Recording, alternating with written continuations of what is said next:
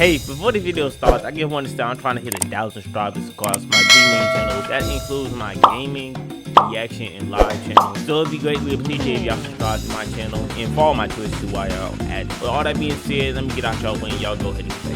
Alright, and today we got what's next for the Atlanta Hawks. What's next for the Atlanta Hawks? In an offseason in which there's a lot of interesting teams, this to me is one of my favorite teams. Now, and most of y'all might know, Atlanta Hawks is, as of right now, my favorite NBA basketball team. Not just because I'm from Atlanta, but because of Trae Young. Even though he is no longer on the team, unfortunately, Trae Young really was an inspiration to me as a shorter guard, dominating as he did in 2021, even though I didn't watch that. Only started in 2025. I'm just yapping.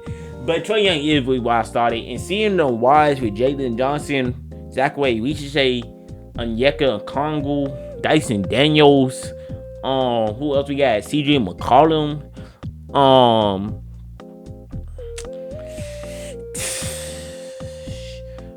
Onyeka Mo. I think Sonny Mo had his game at one point. He ain't been popping off lately, but he had his game. What he made me proud. Seeing that last playoff game, I don't know what happened there. I feel bad for Dyson Daniels. I seen him crying over there.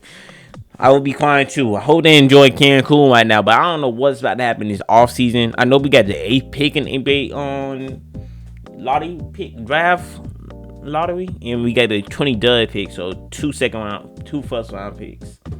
Teams to talk about in the entire offseason. This was an incredible teams. This to me is one of my favorite teams to talk about. All right, but I feel like the Atlanta Hawks.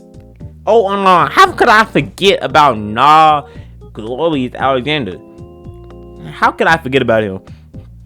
He gets the quality of this video that he recorded so bad, I don't think he can upload it for real. There's a lot of it. The Atlanta Hawks, I really do feel like they have the potential to be literally the greatest team, like in the whole NBA. Interesting teams. This to me is don't forget about ASS. My favorite teams to talk about in the entire offseason. This was an incredible year for the Atlanta Hawks, which is funny because it didn't start off particularly well. Came into the year thinking this was a big prove-it year for Trae Young. For this group, they put a really good team around Trae Young. He got hurt. He was never really good this year, and they weren't particularly good at the beginning of the season.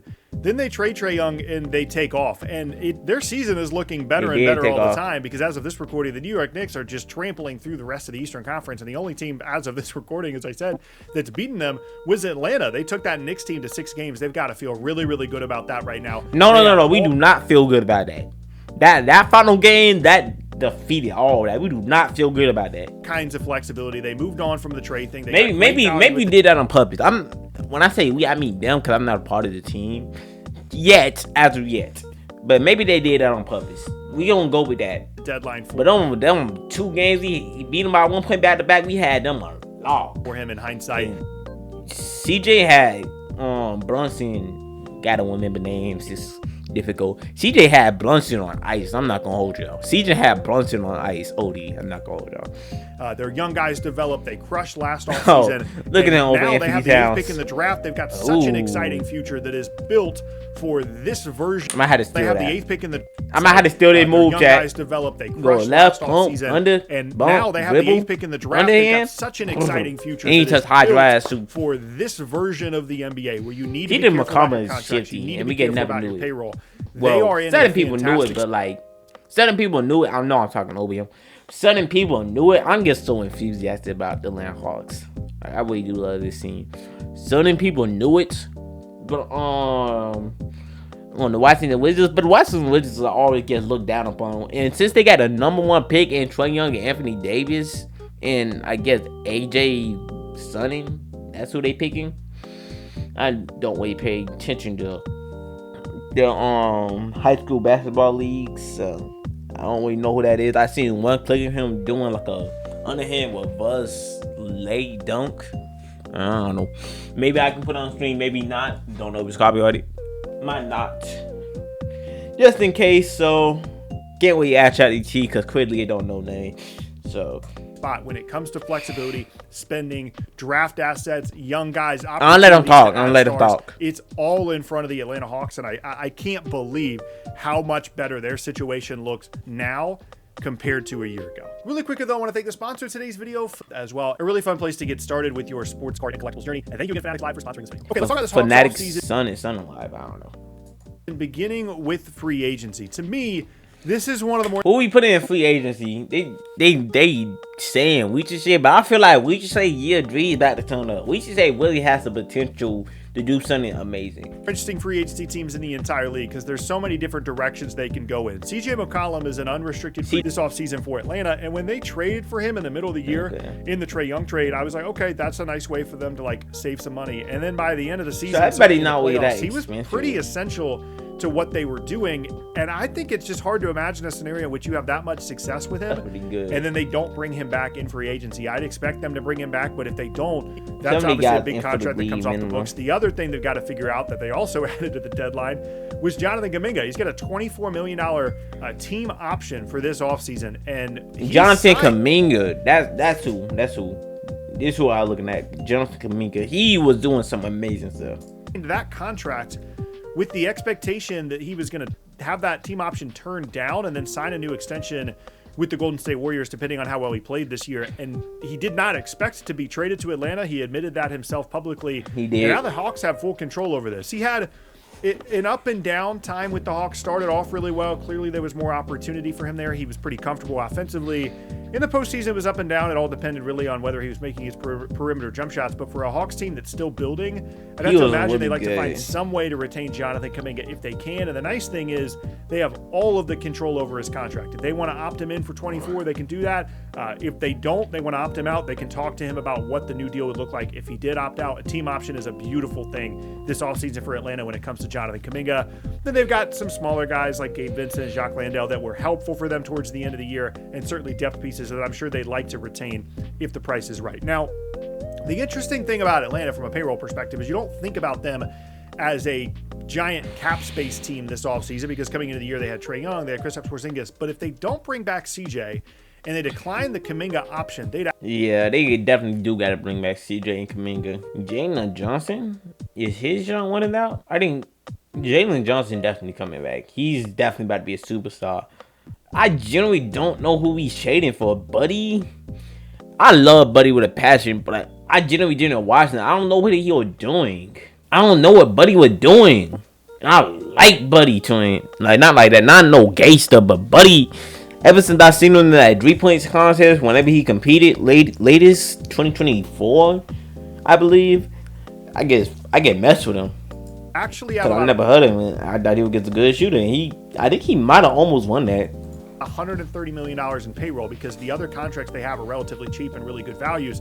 And the cap is $166 million. So they'd have $36 million. Yeah, $36 million for a max guy, but it's enough for somebody pretty significant. Like if they want to just say the CJ thing was cool, we'll let him walk, we'll decline Kuminga's option, they could go after Peyton Watson and then some. If we can get Austin Reaves at a lower price like $15 million or Jalen Brunson at $15 million, that probably, by Jalen Brunson I mean Jaylen Brown at $15 million, that would be amazing.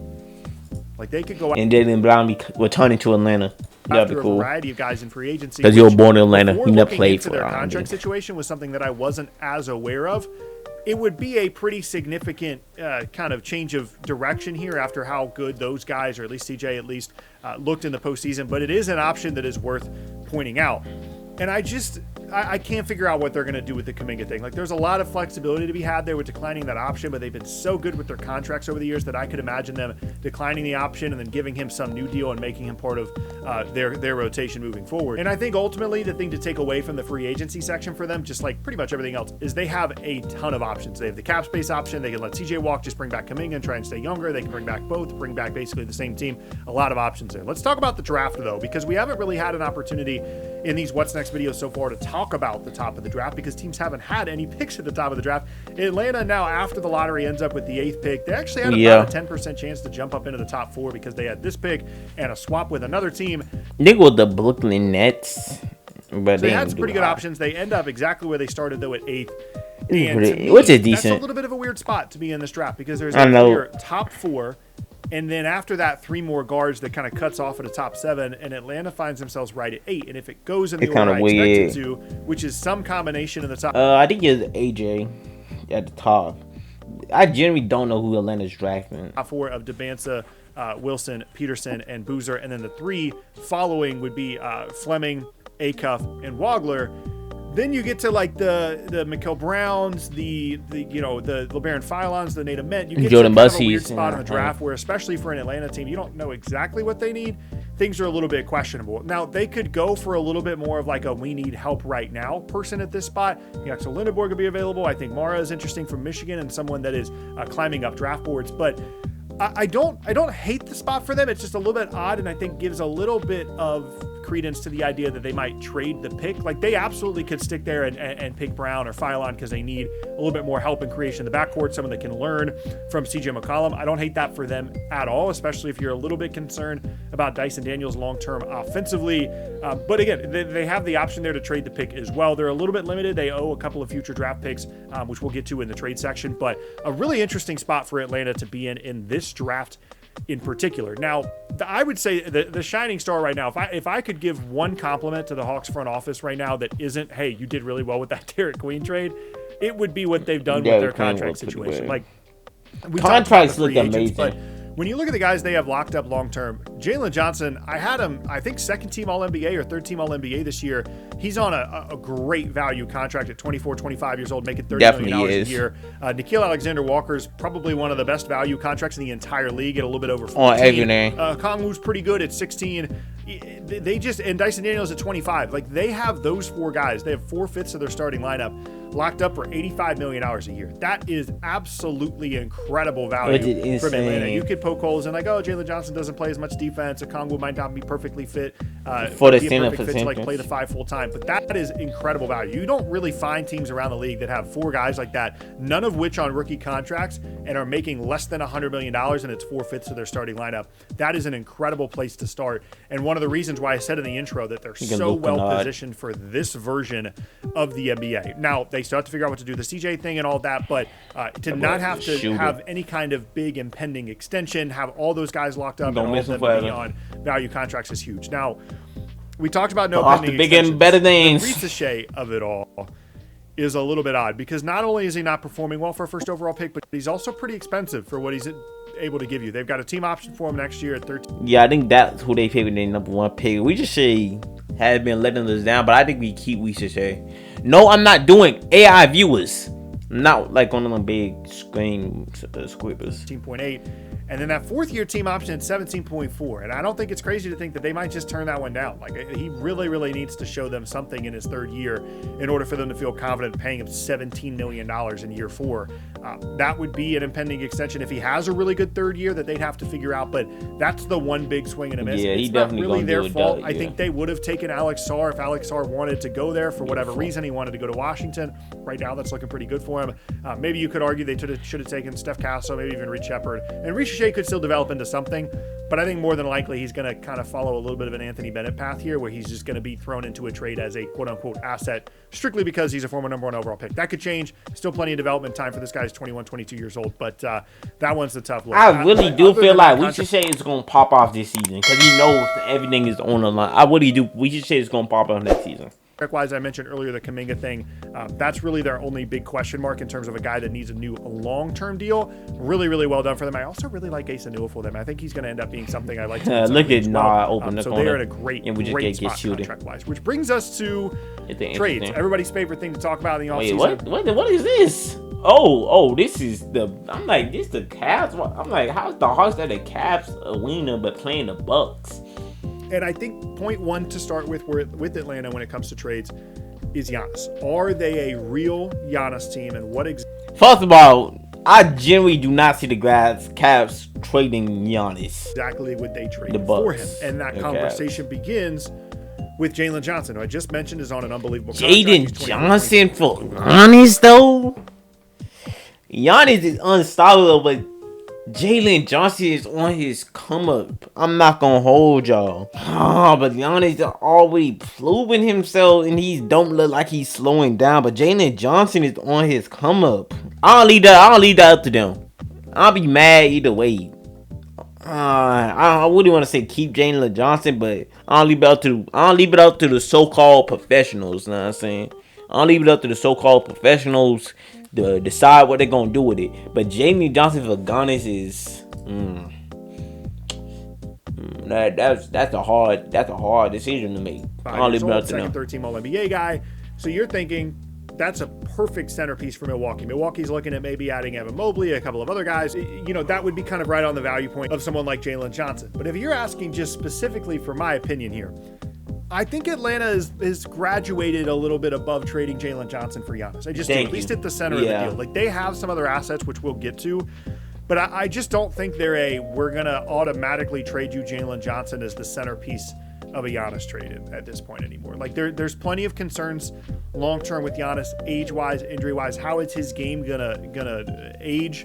I'm saying, because Giannis, like, Jalen's on his come-up, and Giannis, he's been doing this little take off for a little while. Nobody can stay at the top forever. Just ask LeBron. He's been doing amazing. If Giannis do anything close to LeBron, he did amazing. But no one can stay at the top forever. And by the way, there's no guarantee Giannis would want to go to Atlanta and sign an extension, which is a big part of this. But for a team that has so much flexibility, and a lot of that flexibility is built around the fact their best player, he's making $30 million for the next couple of seasons and is 24, 25 years old.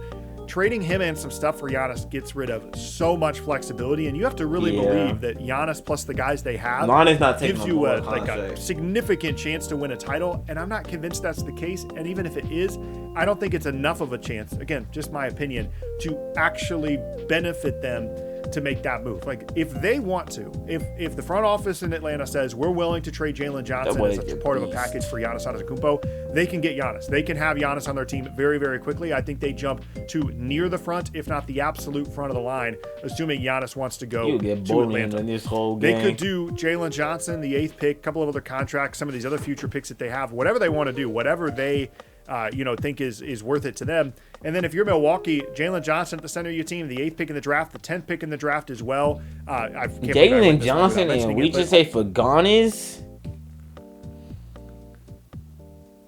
that's an insane trade. Jalen Johnson and we just say for Giannis and 2 first-round picks, one in 2026, the other in 2027. That's insane. I'm not gonna hold you. That's insane.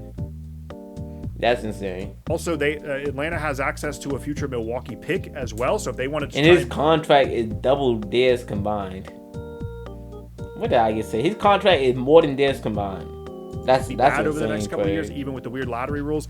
Atlanta can help them do that. They are really, really well positioned. Again, I'm just not sure how much appetite there really is for Atlanta to do that. I'm just speculating, but that's going to be one of the things I might actually because everything I just talked about with contracts and flexibility.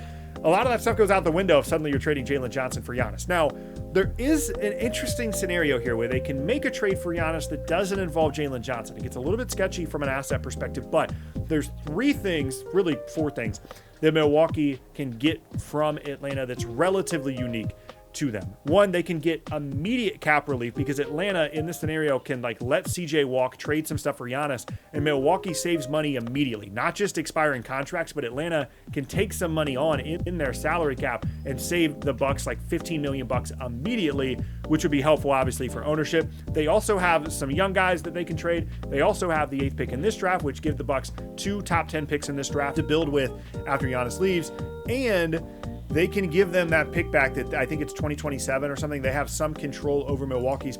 Yo, this is insane. Josh Camille, we just say 2026 first round pick, 2027 first round pick, 2031 first round pick for Giannis. That's even more insane. 3 picks for Ricochet and Josh Kuminga.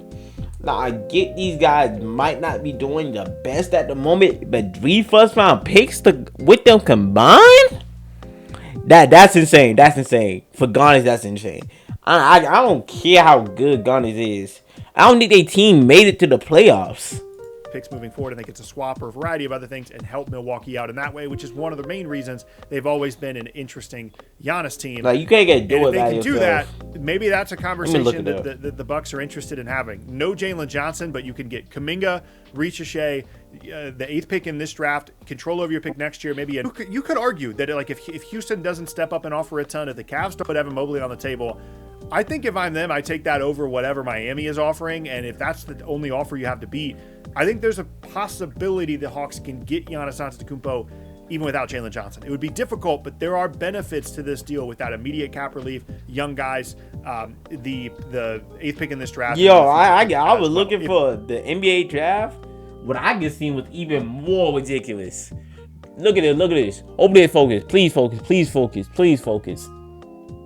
Please focus. Please. Please focus. Come on. Come on. Come on. Alright. It basically says. Whoa. That's copyright. That's copyright. It basically says Bucks will see Zachary Reese's Onyeka Okongwu and Dyson Daniels in 2 first-round picks just for guns. That is insane. That is actually insanity. That's insanity. That's insanity. I don't care what anybody says. That's insane. Yeah. Thank you. That's literally the comment. That's insane. If it's not Giannis, I think the 8th pick of the draft could absolutely be for sale for Atlanta. They absolutely could just shop that around.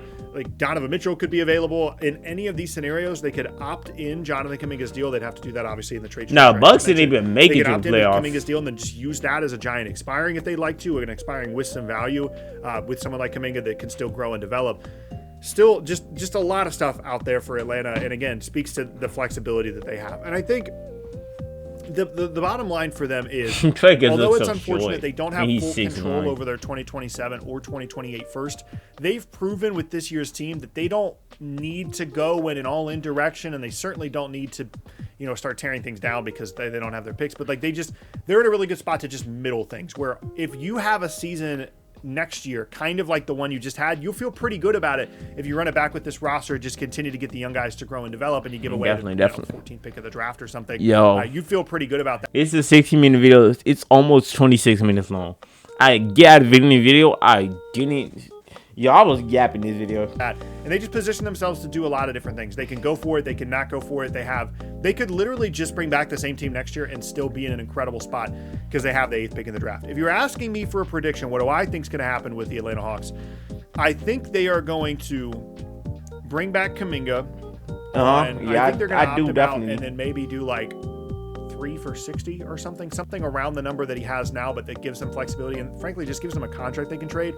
And I feel like that's reasonable. They bring back CJ for like 20 to 25 a year. They're definitely bring back CJ. Definitely bring back Nah.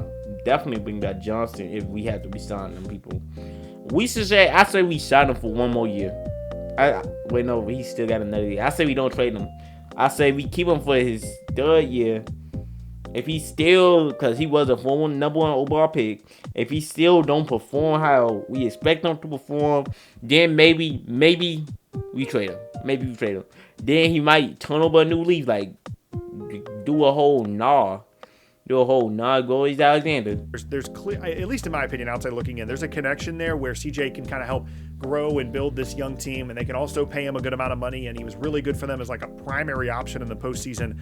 And again, they can kind of have him as a big contract for trades if they really need to. I would say in that scenario, I'd predict they're also going to take Mikal Brown with the 8th pick, give them that like upside young guard to kind of build around. It reminds me a little bit of like an Anthony Simons kind of situation in Portland, ironically, now with CJ McCollum there. And you just continue to build with that group. You see what you have in Brown. Maybe you take Mara or something with the 8th pick to shore up your front court rotation. And then anything after that, like any possibility they have this offseason. When NBA players go and play at the parks, do they still do the gather steps, or they had to change the way they play? Of an aggressive move, whether it be Giannis or otherwise, still exists, even if they bring back CJ and Kuminga and take someone with the 8th pick. The 8th pick, the guy they take with the 8th pick still has value. That future Bucks pick still has value.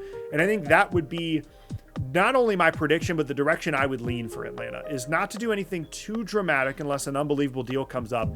Because everything you can do now, with the exception of like if Giannis gets traded to a new team, you can do all of that stuff a year from now, 3 months from now, before the trade deadline, and that's where I would lean. But ultimately, just an incredible position for Atlanta to be in, and I can't wait to see what they do this offseason. That was the abrupt ending. I'm not going to hold you. God dang. Anyways, I can't wait to make the thumbnail of this video. That's my reaction to what's next for the Atlanta Hawks by Sporting Logistical. However you say it. In my opinion, I really don't have an opinion. I feel like I voiced it throughout the whole video, so y'all pretty much got it. So go ahead, like, comment, subscribe. If my dots that I said throughout the whole video come true, or if any of that stuff that he said or Instagram said come true, well, I know the McDonald's thing coming true, but yeah, oh well, bro. I'm still looking forward for the 2026-2027 season, and I'll catch y'all in the next recording or stream or whatever. I'll see you next.